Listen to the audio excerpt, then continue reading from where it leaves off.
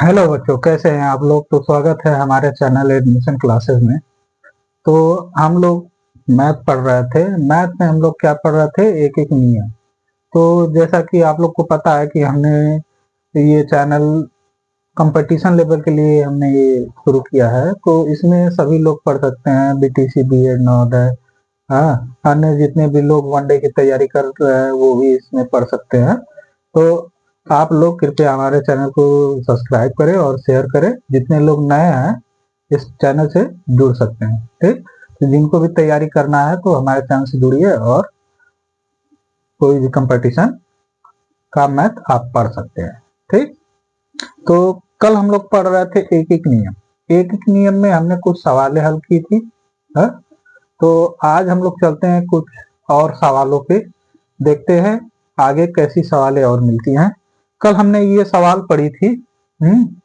तो आप लोग को हमने इसके बारे में हमने बता दिया था इसमें क्या कैसे लगेगा।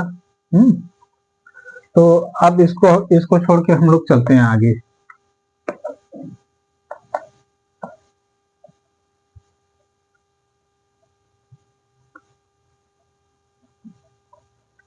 आज हम एक एक नियम का चैप्टर समाप्त कर देंगे, क्योंकि एक एक नियम में अब सवालें ज्यादा नहीं रह गई है। आप जितना प्रैक्टिस कर सकते हैं उतना प्रैक्टिस करिएगा, क्योंकि इसमें बहुत ज्यादा कठिन सवालें हैं नहीं।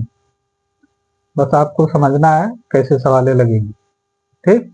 तो हम सवाल को लिख लेते हैं। सवाल को लिख के तो फिर आपको हम बताते हैं।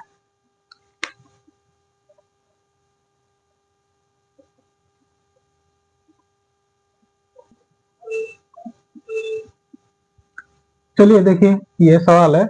क्या कह रहा है कि एक स्टोर कापियां, हाँ, 12 रुपए प्रति के भाव से अथवा 60 रुपए के 6 का पैकेट बेचता है। एक महिला ने 15 कापियां खरीदी। उसे खरीद के लिए कितनी रकम देनी होगी, ठीक। तो समझिए, कह रहा है कि एक स्टोर है, कॉपी का एक बुक स्टोर है। उस बुक स्टोर पे अगर हम एक कॉपी खरीदते हैं तो वो कितने की मिल रही है, 12 रुपए की मिल रही है। क्या कह रहा है कि वो कॉपी 12 रुपए की एक मिल रही है। जबकि अगर हम 60 रुपए की कॉपी खरीदेंगे तो 60 रुपए में 6 का एक बंडल, यानी पूरा पैकेट का पूरा बंडल है, उसमें 6 कॉपी आती हैं। वो कितने मिल रहा है, 60 रुपए में मिल रहा है, ठीक। तो कह रहा है कि एक महिला ने 15 कापियां खरीदी। 15 कापियां खरीदी तो उसे कुल कितने रुपए देने पड़ेंगे। अगर देखिए, हम कहें कि 12 रुपए के हिसाब से अगर हम 15 कापी खरीदेंगे तो ये तो ज्यादा रुपए का हो जाएगा। हाँ, कितने का हो जाएगा ये,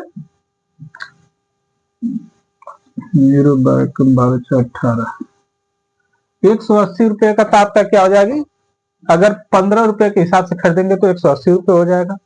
लेकिन अगर हम कहें कि बंडल के हिसाब से अगर हम खरीदेंगे तो यही कम आएगा कि नहीं, है? तो देखिए, तो हम सवाल लगाते हैं तब आप लोग को समझ में आएगा, ठीक। तो देखिए क्या करेंगे हम।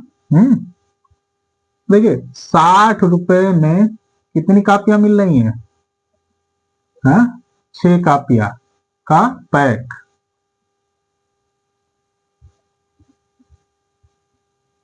पैकेट मिल रहा है ना। तो आप देखिए 60 रुपए में 6 कापी, यानी अगर हम 120 रुपए लगा देंगे तो कितना कापियां मिल जाएंगी, 6 + 6 यानी 12 कापियां मिल जाएंगी। 12 कापियां मिल जाएंगी कि नहीं, बंडल के हिसाब से 12 कापियां मिल जाएंगी। 120 रुपए में 12 कापियां, बची कितना, 15 में से अगर 12 घटा दें कितना बचेगा, यानी 3। अभी 3 कापियां क्या है, हमें और लेनी है। हाँ, तो आप देखिए 3 रुपए पे तो ये नहीं लगेगा कि नहीं, हम 60 रुपए के हिसाब से आप इसमें लगा के देंगे, नहीं ना। तो आप क्या करेंगे हम कि 12 रुपए की एक कापी पड़ रही है तो 12 × 3 कर देंगे। हाँ, बताइए, 12 × 3 करेंगे ना, क्योंकि अब अकेले अकेले इसको लेना पड़ेगा ना, ये तो बंडल का मिलेगा नहीं, तो अकेले अकेले का रेट लग जाएगा। तो अब इसको हम गुणा कर देंगे, इसमें क्या हो जाएगा, 12×36। ठीक, अब देखिए ये 36 रुपए और ये 120 रुपए, इसको जोड़ देंगे। हाँ, 120 प्लस 36 जोड़ देंगे, कितना आ जाएगा, 56,100। यही आ जाएगा आंसर। ठीक, समझा कि 156 रुपये क्या करना पड़ेगा, उसको वैसे देना पड़ेगा। नहीं तो अगर हमने अभी इससे पहले हमने बताया था कि अगर हम 12 रुपए के हिसाब से 15 कॉपी खरीदेंगे तो कितना हमें देना पड़ रहा था, हाँ, 180 रुपये देना पड़ रहा था। ठीक, अब ऐसे कितना देना पड़ेगा, 56 रुपये। हाँ, इतना समझ में आएगा कि नहीं सबको। हाँ, देखिए एक बार और इस सवाल को समझ लीजिए। हाँ, कह रहा है कि एक स्टोर कापिया 12 रुपए प्रति के भाव अथवा 60 रुपए के 6 का पैकेट बेचता है, तो एक महिला ने 15 कापियां खरीदी, उसे खरीद के लिए कितनी रकम देनी होगी। ठीक, देखिए अब वो उसी पे हम लोग भी चल रहा है। 60 रुपया में 6 का पैकेट मिल रहा है। हाँ, तो 120 रुपए में, हाँ, इसको रुपए लिख लीजिए, इसको भी रुपए लिख लीजिए। 120 रुपए में 6 प्लस 6 यानी 2 पैकेट मिला ना। हाँ, तो 120 रुपए में 6 प्लस 6 यानी 12 कापियां मिली। 12 कापियां 120 रुपए में हो गया। अब देखिए 12 कापियां 120 रुपए में मिली, तो बची कितनी अभी, 15 में से 3 कापियां अभी बची हैं। हाँ, तो अब 3 कापियां तो 60 के हिसाब से तो नहीं मिलेंगी ना, अलग से मिलेंगी। तो 12 रुपए की एक मिल रही है, तो 12 में 3 का गुणा कर देंगे तो हमें पता चल जाएगा 3 कापियां कितने की मिलेंगी, यानी कितने की मिली, 36 रुपए की। ठीक, अब देखिए ये 36 रुपए और ये 120 रुपए, यही ना हुआ। 12 कापियों का दाम कितना हुआ, 120 रुपए, और 3 कापियों का दाम कितना हुआ, 36 रुपए। ठीक, तो हम इसको जोड़ देंगे तो कितना आ जाएगा, 156 रुपए। यानी 156 रुपए महिला को क्या करना पड़ेगा, देना पड़ेगा। ठीक, इतना समझ में आया कि नहीं। चलिए ठीक है, तो ये समझ में आ गया, तो हम लोग अगले सवाल पे चलते हैं। ठीक, दूसरा चलते हैं। देखिए सवाल क्या कह रहा है, कह रहा है कि एक दुकानदार कोक की बोतल 10 रुपए प्रति के भाव से वह 30 बोतल का पैक 240 रुपए में बेचता है, तो यदि रमेश को 185 कोक लेना हो तो उसे कितनी रकम देनी होगी। ठीक, तो देखिए इसमें भी सेम वही चीज है। हाँ, सेम वही चीज है इसमें भी बहुत कुछ नहीं करना है। हाँ, तो इसको समझिए, देखिए इसको समझते हैं। अब देखिए 10 यानी प्रत्येक बोतल, यानी एक बोतल कितने रुपए की दे रहा है, 10 रुपए की दे रहा है। तो अब 30 बोतल देगा कितना में, हाँ, कितना दे रहा है, 240 रुपए में। अब देखिए 30 का बंडल है ना, पैक है ना। अब 30 का पैक है, यानी अगर हम ऐसा करेंगे कि हम पहले पैक का खरीद ले बॉटल, पैक का खरीदने के बाद जो बचेगा वो हम क्या करेंगे, 30 के हिसाब से खरीद लेंगे। ठीक, तब हमें सस्ता पड़ेगा कि नहीं। तो देखिए अगर हम 30 का बंडल खरीदते हैं कितने, हाँ, 30 का बंडल खरीद रहे हैं, हाँ, 3 5 15 यानी 5 बंडल हम खरीदें। हाँ,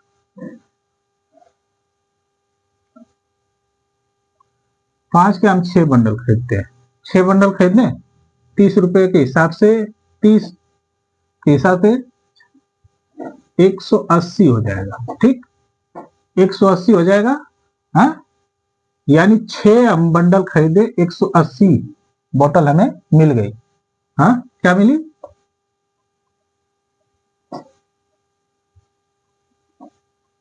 बोतल कोक की। कोक हमें मिला ना, यहाँ पे लिखें कोक, कोक। बोतल, ठीक। कोक की बोतल कितनी मिल गई? 180 मिल गई, ठीक। अगर हम 30 यानी 6 बंडल खरीदें तो 180 रुपया। अब देखो 180 हो गया। अब हम क्या करना है, पहले 180 का हमें पैसा निकालने। हाँ, क्या हो जाएगा? 6 गुणे कितने में मिल रहा है? 240 में, ठीक। 240 में मिल रहा है ना। तो अब इसका इसमें गुणा कर दें, कितना हो जाएगा?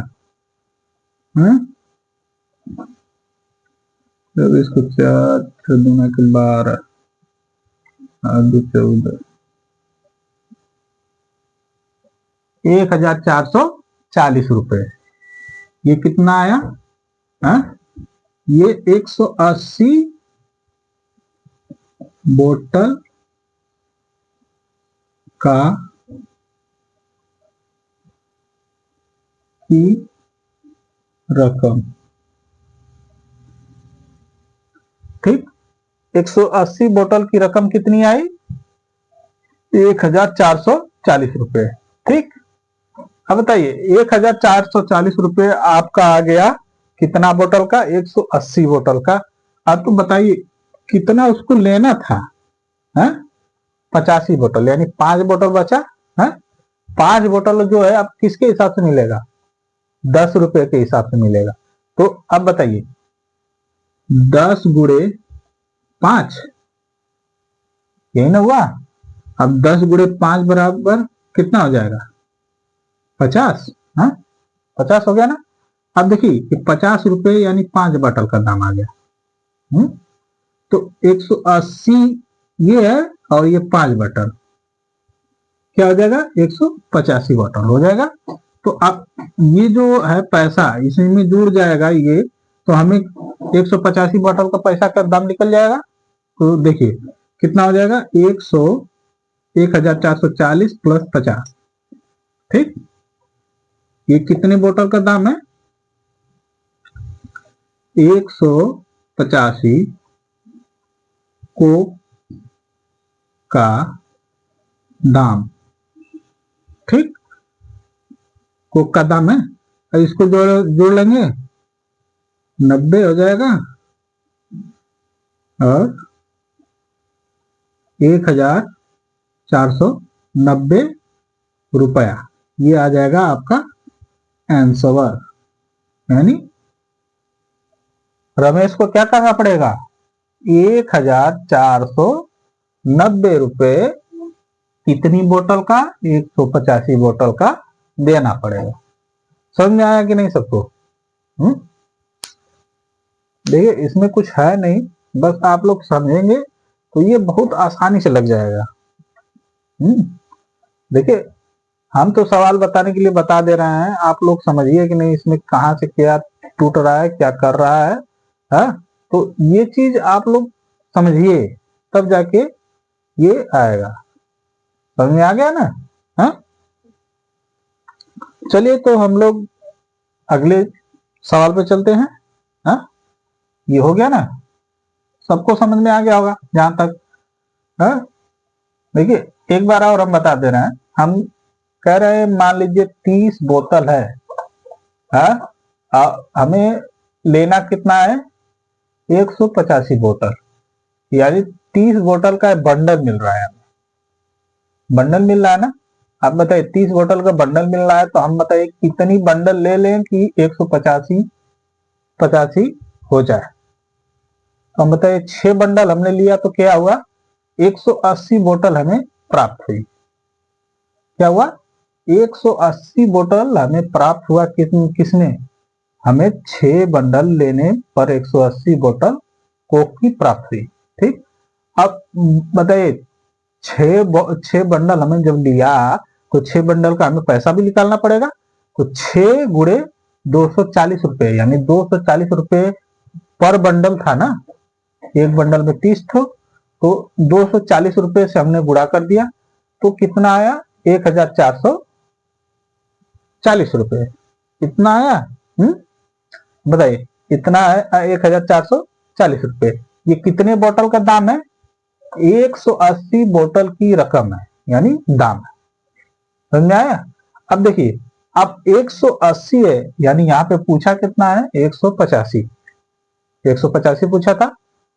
तो अब देखिए 185 पूछा है तो हम 185 यानी 5 बॉटल अभी बचा, तो 5 बॉटल जब बचा तो एक बॉटल मिल रहा है आपका कितने में, 10 रुपए में। ठीक, तो 5 बॉटल कितने का मिलेगा, 50 रुपए में।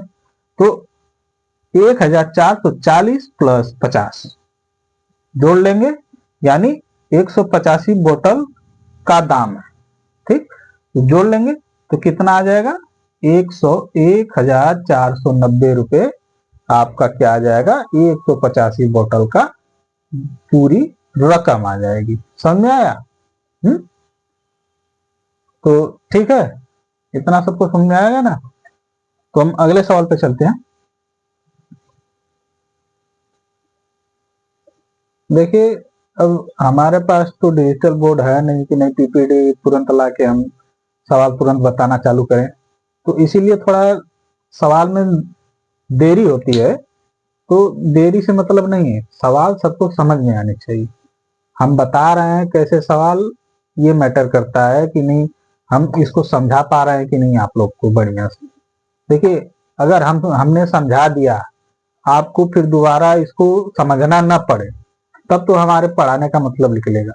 नहीं तो क्या मतलब है, हम तो आएंगे पढ़ा के तो चले जाएंगे, क्या मतलब है, कोई मतलब निकलेगा नहीं ना। तो समझिए, हम जो पढ़ा रहे हैं उसको आप ध्यान से पढ़िए।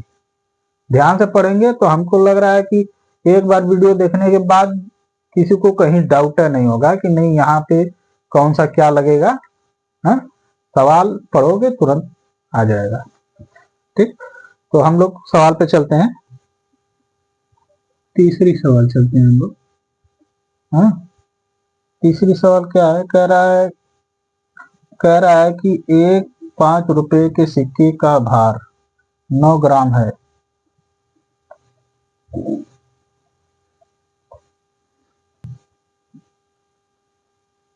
देखिए क्या कह रहा है, कह रहा है एक 5 रुपए के सिक्के का भार 9 ग्राम है। अनु के बैग में 5 रुपए के सिक्के का कुल भार 9 केजी है। तो अनु के बैग में कुल कितने सिक्के हैं? ठीक, अब ध्यान से सुनिए। कह रहा है कि अनु जो है, अनु अनु का एक बैग है। ठीक, मान लीजिए ये बैग है, इस बैग में 5 रुपए का एक सिक्का है। हाँ, 5 रुपए के सिक्के का भार कितना है, ये कितना भार है आपका, 9 ग्राम। ठीक, 9 ग्राम 5 रुपए के सिक्के का भार, एक सिक्के का भार क्या है, एक सिक्के का, एक सिक्के का भार कितना है, 9 ग्राम है। अब समझिए, एक सिक्के का भार 9 ग्राम है, तो पूछ रहा है कि 9 केजी, यानी उसके बैग में 9 केजी क्या है, सिक्के हैं। 9 केजी सिक्के हैं, तो 9 केजी सिक्के का, यानी इसमें पूरा टोटल कितने सिक्के हैं, इसमें क्या है, 9 केजी सिक्के हैं। तो बताइए 9 केजी का भार, सिक्कों का, सिक्के पूछा है कि 9 केजी में कुल कितने सिक्के आएंगे। ठीक, तो समझिए, अब इसको हम लगाते हैं सवाल को, आप लोग आराम से समझ जाएंगे। जैसे मान लीजिए हम कह दें, एक, यहाँ पे लिखते हुए चलते हैं, एक 5 रुपए के सिक्के का भार बराबर 9 ग्राम। ठीक, 9 ग्राम, यानी एक 5 रुपए के सिक्के का भार 9 ग्राम। हाँ, तो अब ये ग्राम है, इसको हमको किस में बदलना है, हाँ, केजी में बदलना है। तो ग्राम को केजी में बदलने के लिए क्या किया जाएगा, बताइए, 1000 से गुणा कर दें। हाँ, तो 9 ग्राम को केजी में बदलने के लिए हम क्या करेंगे, 1000 से गुणा कर देंगे। हाँ, तो कितना हो जाएगा, हम्म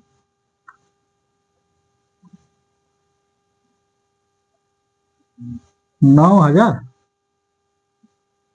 9,000 हो जाएगा। हाँ, 9,000, ये 9,000 क्या आ जाएगा आपका, ग्राम आ जाएगा। हाँ, 9,000 ग्राम, ये ग्राम में है तो हम ग्रामा में निकाले हैं इसको। 9,000 ग्राम आ गया, यानी 9 kg का 9 हम 1,000 से गुणा किए हैं तो कितना हो जाएगा, 9,000 ग्राम हो जाएगा। अब देखिए, एक एक 5 रुपए के सिक्के का भार कितना है, 9 ग्राम। तो हम क्या करेंगे, 9,000 बटा के 9, एक सिक्के का भार 9 एकम 9 बराबर कितना आ गया, 1,000। यानी उसके बैग में कुल कितने सिक्के होंगे, 1,000 सिक्के होंगे। ये सिक्कों की संख्या कितनी हो जाएगी, हाँ, इसमें सिक्कों की संख्या कितनी हो जाएगी, 1,000। ठीक, 1,000 सिक्के हो जाएंगे, 1,000 क्या हो जाएंगे, ठीक, 1,000 सिक्के हो जाएंगे। इतना समझ में आया कि नहीं। हाँ, इसको एक बार और समझ लीजिए।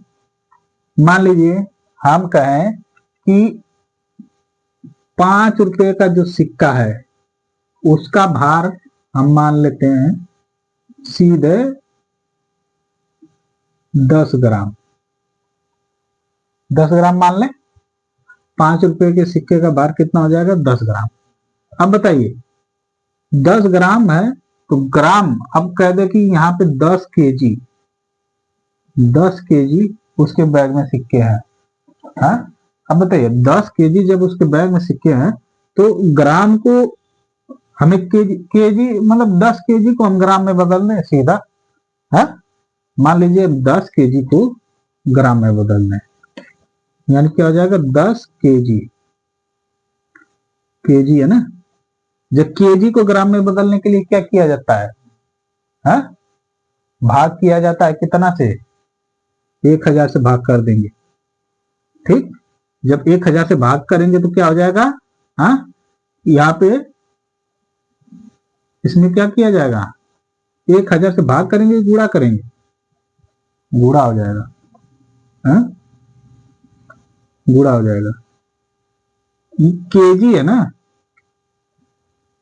केजी है तो देखिए केजी यानी किलो, किलो को हमें किस में, ग्राम में बदलना है। हाँ, तो 1,000 से गुणा करेंगे कितना हो जाएगा, 10,000, 10,000 ग्राम हो जाएगा। देखिए जब इससे इसके आगे जब हम पढ़ाएंगे तो आप लोग को ग्राम, हाँ, देखो इसमें आता है milli centi deci metre deca hecto kilometre है। देखो इसका आता है milli centi deci gram deca hecto kilogram, ऐसे ही आता है milli centi deci gram deca hecto kilogram. ठीक, देखो अब इसी पे हम लोग चलते हैं ना। अब देखो ग्राम है यानी हमारे हमारे पास क्या है, केजी है ना, केजी यानी किलोग्राम है ना, यहां था। इससे जब इधर आएंगे तो क्या होता है, हा? भाग होता है कि गुणा होता है, ये चीज हम जब आगे पढ़ेंगे तब हम बताएंगे कि अगर ऐसे इधर से इधर जाएंगे तो क्या हो जाएगा कि गुणा होगा, कि इधर से इधर आएंगे तो क्या होगा, भाग होगा। ऐसे ही समझ में आ जाएगा आप लोग को कि नहीं, उल्टा चलेंगे तो क्या हो जाएगा, भाग होगा, आगे जाएंगे तो गुणा हो जाएगा। अगर हम कहें कि किलोमीटर को, हाँ, 1,000 किलोमीटर को मीटर में बदलना है, मीटर में बदलना है तो क्या करेंगे, 1 2 3 यानी 1,000 से भाग कर देंगे। हाँ, भाग करेंगे, गुणा करेंगे, गुणा करेंगे। ठीक, गुणा कर देंगे तो ये क्या हो जाएगा, हाँ, इसको किलोमीटर है मीटर में बदलना है। हाँ, बताइए मीटर में कभी भी आएगा तो बेसी आएगा ना, समझ में आया। हाँ, तो ये चीज समझिए कि नहीं, इसमें अगर हम गुणा करेंगे भाग करेंगे तब समझ में आएगा ना। इधर से इधर जाता है तो गुणा होता है, इधर से इधर आता है तो ये भाग होता है। इतना चीज समझ लीजिए, समझ में आया ना। तो अब समझिए, ये आपका आ गया 10,000 ग्राम, 10,000 ग्राम आ गया। अब समझिए 10,000 ग्राम जब आ गया है तो हम क्या करेंगे, हाँ, यानी उसे कितना चाहिए, 10 kg चाहिए ना। 10,000 ग्राम बटा के 10, 10 से 10 कट गया यानी आया 1,000।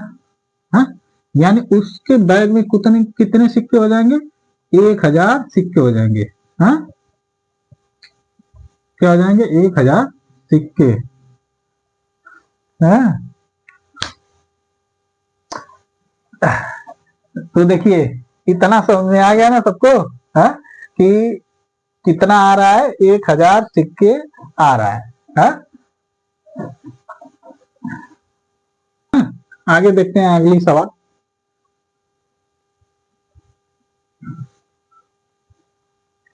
देखिए क्या कह रहा है, कह रहा है एक फैक्ट्री में एक दिन में 6,778 बेल्ट बनती है।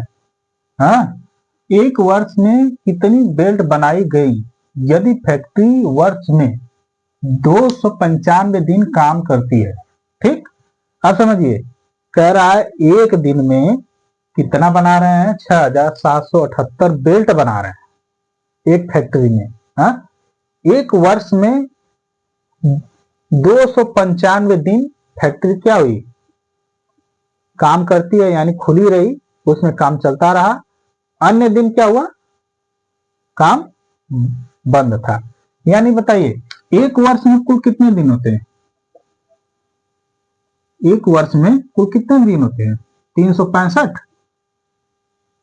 365 दिन होते हैं।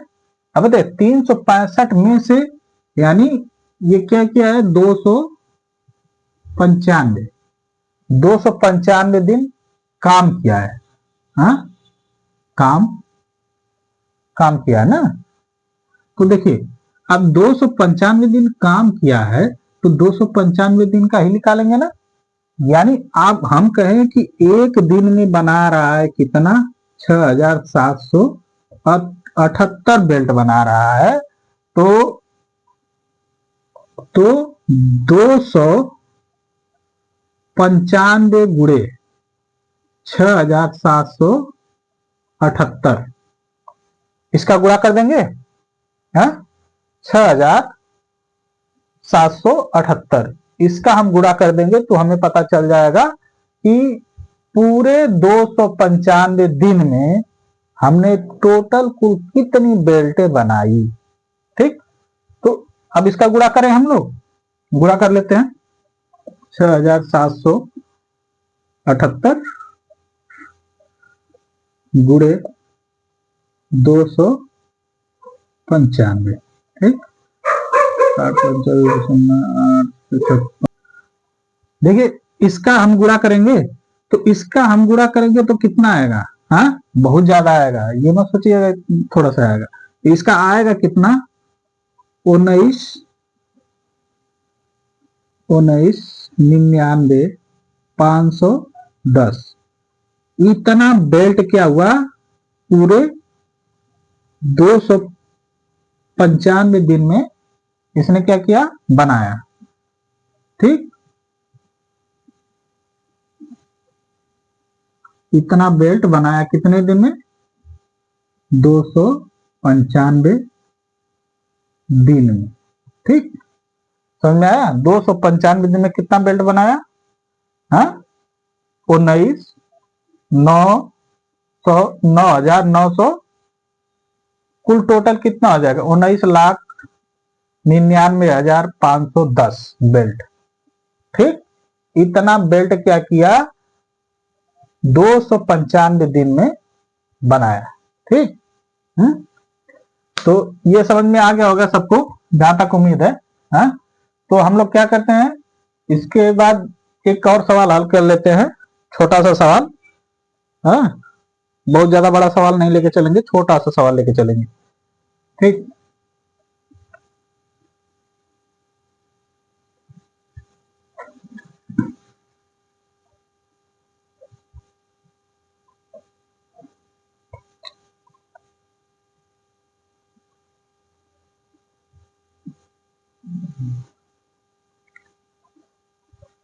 देखिए क्या कर रहा है, एक फैक्ट्री में प्रतिदिन 12 कार बनती हैं, तो 1980 में कितनी कार बनेंगी, जबकि 65 दिन अवकाश था, यानी 65 दिन क्या था, छुट्टी थी।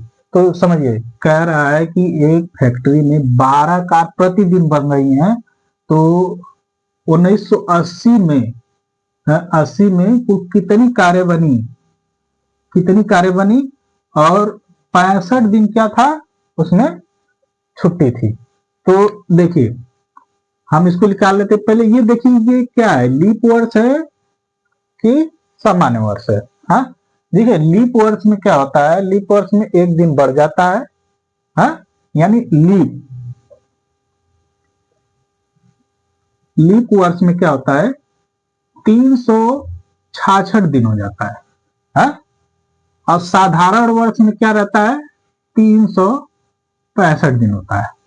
देखिए लीप वर्ष में एक बढ़ जाता है इसलिए ना कि क्योंकि उसमें फरवरी 29 की हो जाती है, ठीक, तो वो एक दिन जुड़ जाता है तो वो 366 दिन हो जाता है।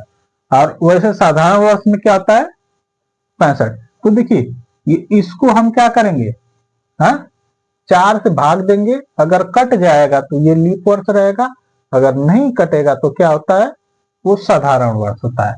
यानी हम 4 से भाग दे दें 19 और 80 को, हाँ क्या हो जाएगा,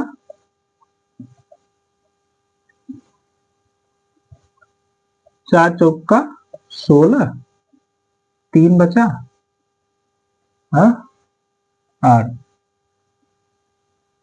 4 9 36, 2 बचा 20 हो गया, 4 बचे 20, यानी ये कट गया। ये क्या है, ये 1980 क्या है, आपका लीप वर्ष है, यानी इसका दिन कितना है, इतना है, हाँ 366 दिन, हाँ ये क्या है, लीप वर्ष है ना। अब 366 दिन है तो आप समझिए 366 में से 65 दिन क्या करना है, हाँ घटा देंगे, यानी 65 दिन अवकाश था, तो हम 65 इसमें से घटा दें तो बचा क्या, 301 दिन, हाँ 301 दिन न बचेगा, यानी 301 दिन क्या हुआ, फैक्ट्री खुली रही। चलिए तो आप बताइए एक दिन में 12 कार बन रही हैं, तो 301 दिन में कितना कार बनेंगे, तो क्या करेंगे हम 301 गुणे 12 कर लेंगे, 12 एकम 12, 12 36, यानी 3612 कार पूरे वर्ष में बनी, ठीक, यानी इतनी कार क्या बनी, पूरे वर्ष में बनी, यही क्या हो जाएगा, आपका आंसर हो जाएगा। ठीक ठीक, इतना समझ में आ गया सभी लोग को। तो देखिए आज का सेशन हम यहीं पे समाप्त करते हैं, और ये चैप्टर भी समाप्त हो गया। ठीक, कल से हम लोग चलेंगे एलसीएम और एचसीएफ पे। ठीक, तो आज के लिए इतना ही, और जितने लोग भी हमारे चैनल पर नए हैं कृपया इस चैनल को सब्सक्राइब करें और शेयर करें। ठीक, तो आज के लिए इतना ही, धन्यवाद।